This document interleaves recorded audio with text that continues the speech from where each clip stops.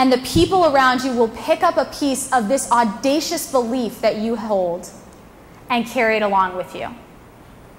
And this is how those small things become big things. When an audacious belief is given life in a first small step that invites the world to step in and get involved. But I think Sandy let you off the hook a little bit today, because I think that it does require that you take that first small step. And so, just in case you're still not sold on this whole idea of setting small goals, just in case you're still not sure that you're going to be able to fit it into your lives, let me tell you about a group of 8-year-olds that I have, that if you need some instruction, can show you how it's done. It's the end of the year with Strong Women, Strong Girls at the St. Columbkille School. And the girls are getting ready for their year-end service project. Our 8-year-old group is particularly excited about this project because it's their first year in Strong Women, Strong Girls.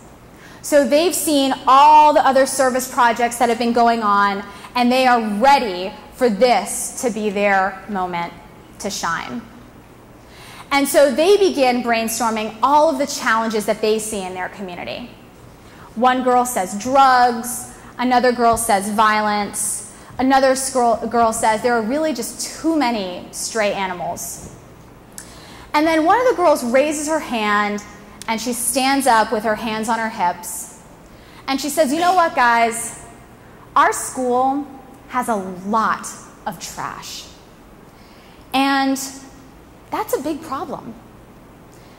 There is a chorus of agreement among the 8-year-old group, and they decide that this is truly a problem, and it's a problem that needs to be solved now. And so that very weighty 8-year-old decision made, the group sets to the task of brainstorming their solution. A cleanup day is proposed, an awareness bulletin is suggested, but none of these really have that power to say, watch out world, the 8-year-olds have arrived. And so finally, one of the girls raises her hand and she is so excited she can't hardly stay in her seat. And she says, what the real problem is, guys, is that the trash cans are so ugly. Who wants to use an ugly trash can? Obviously. And so the room practically explodes. This is the solution that we have been looking for. We're going to decorate the ugly trash cans. So the girls prepare to present the idea to the administrators at their school. They march into the main office. They answer the questions confidently, and they really sell this project. When they walk out, they are confident that the principal thinks this is a great idea.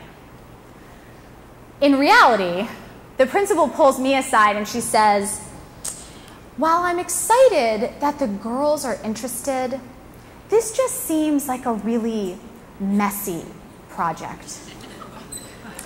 And we're not sure it's going to make a difference. Knowing how important this project was to the girls, we do everything in our power to push it forward. And there were two main demands that we submitted to. One, we would use washable paint. And two, we would sanitize the trash cans. Deal is done.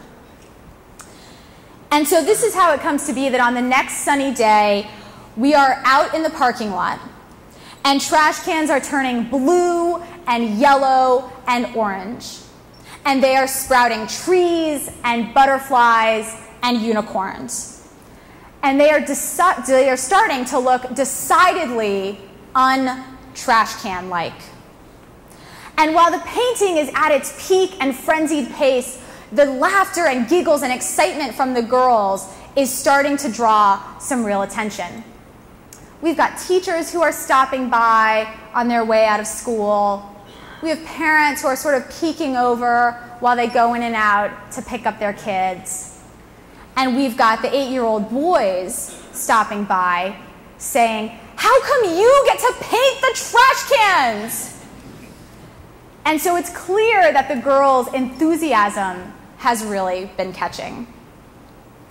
So now that they're all dressed up in bright colors, the trash cans are ready to make their debut. They go out into the hallways, and instead of blending into the landscape the way they used to, they most certainly stand out now. These are simply not trash cans to be ignored.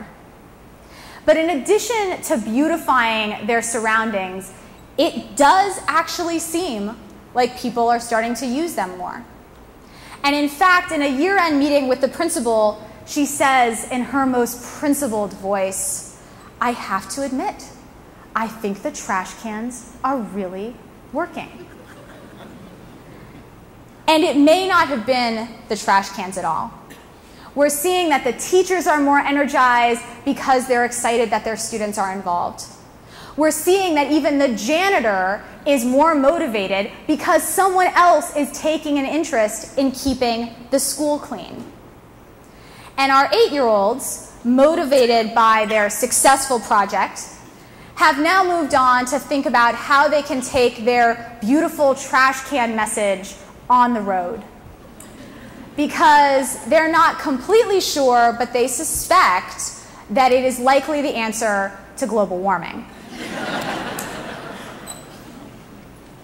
And what I think is so impressive about this 8-year-old group of girls is that they confidently and unconcernedly took on this whole process of turning small things into big things.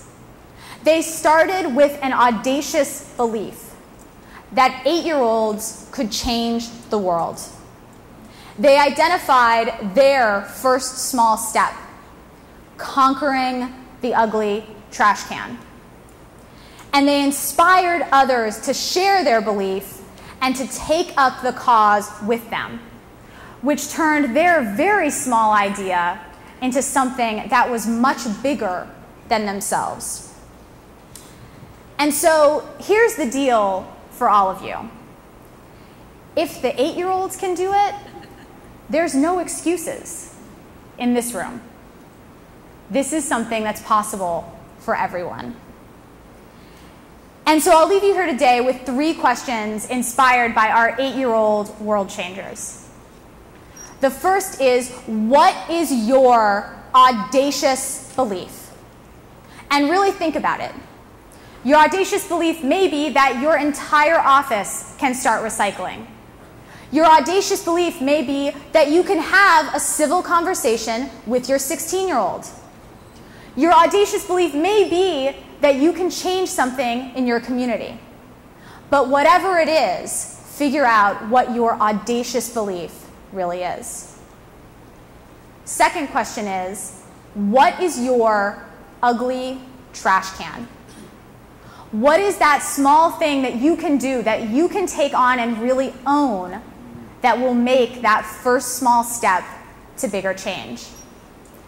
And then finally, who is it that you can invite to join in this cause along with you? Thank you so much, and good luck with your first small steps.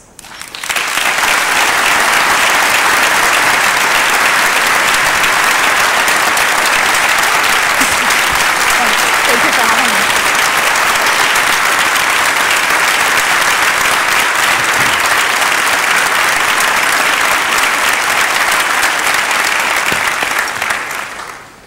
So, thank you again, Lindsay.